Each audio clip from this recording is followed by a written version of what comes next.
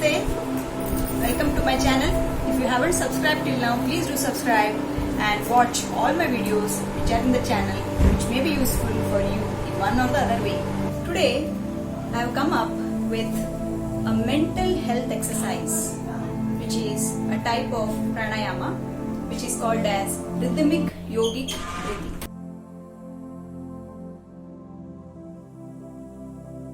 Do this even when you are lying down also. Isn't it great?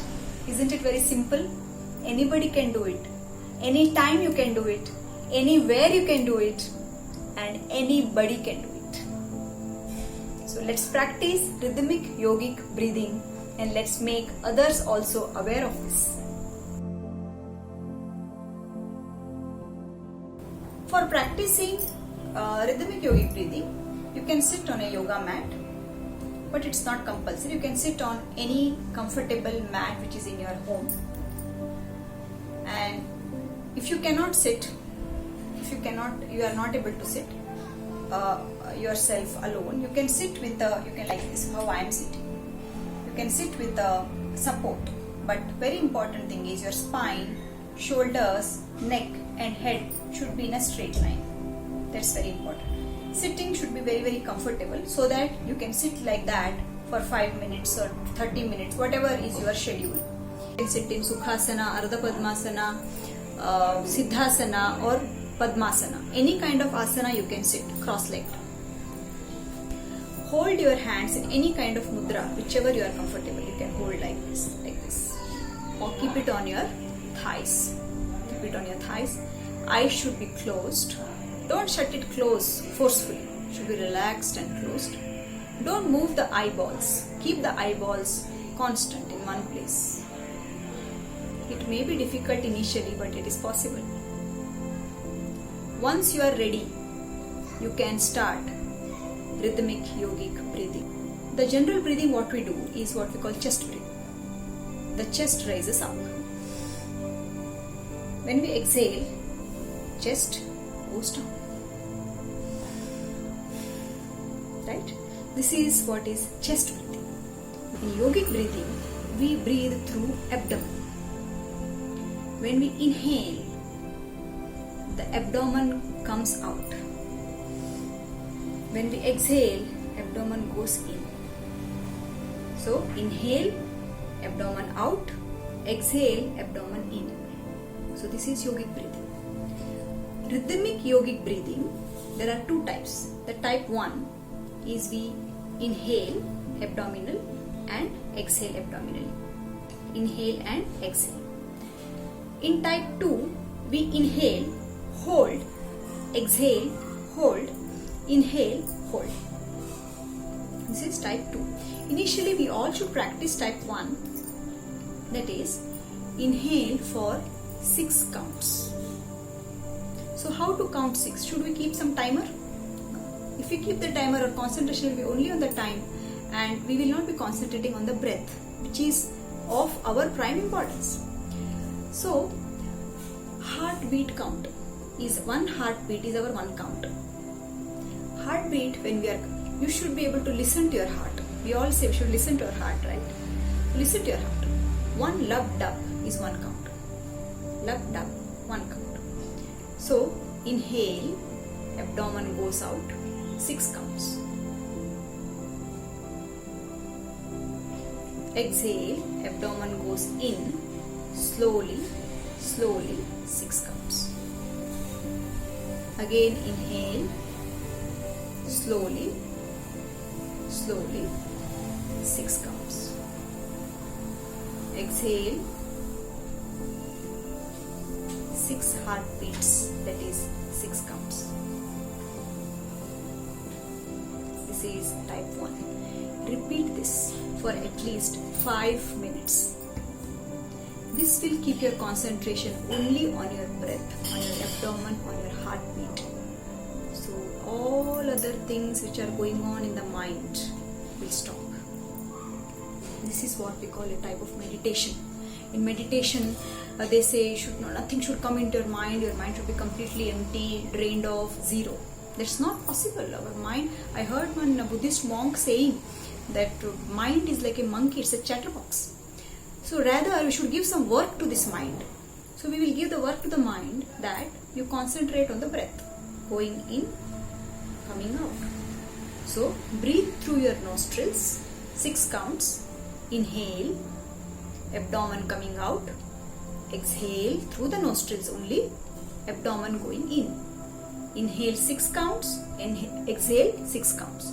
And counting we are doing by listening to our heartbeat. If you are not able to listen to the heartbeat, you keep your hand on your heart and listen to the heartbeat. So this is type 1.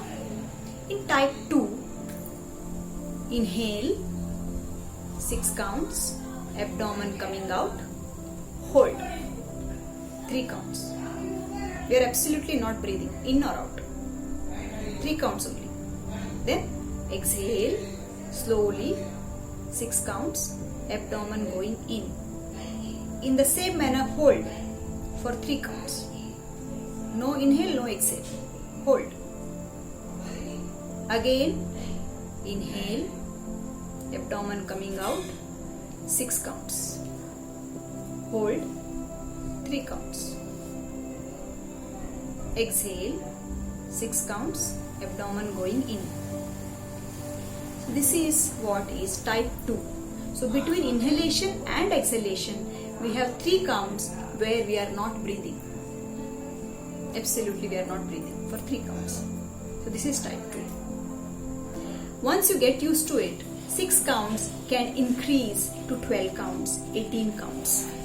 So slower the breathing in and slower the breathing out, more beneficial it is. But for the beginners, they can start with 6 counts inhale, 3 counts hold, 6 counts exhale, 3 counts hold. So this is what is rhythmic yogic breathing. Practice this and I'm sure you will find all the benefits that I have described.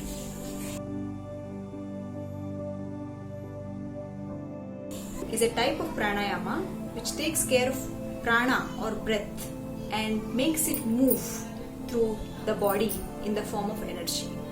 It's very important for us to relieve from the stress. Not only that, keep ourselves safe from COVID-19.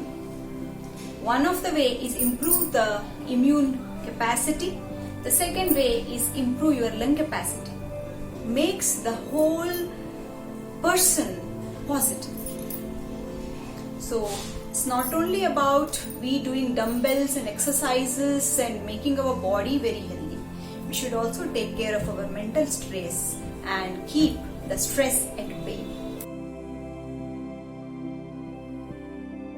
Frequently asked questions are: who should be doing this?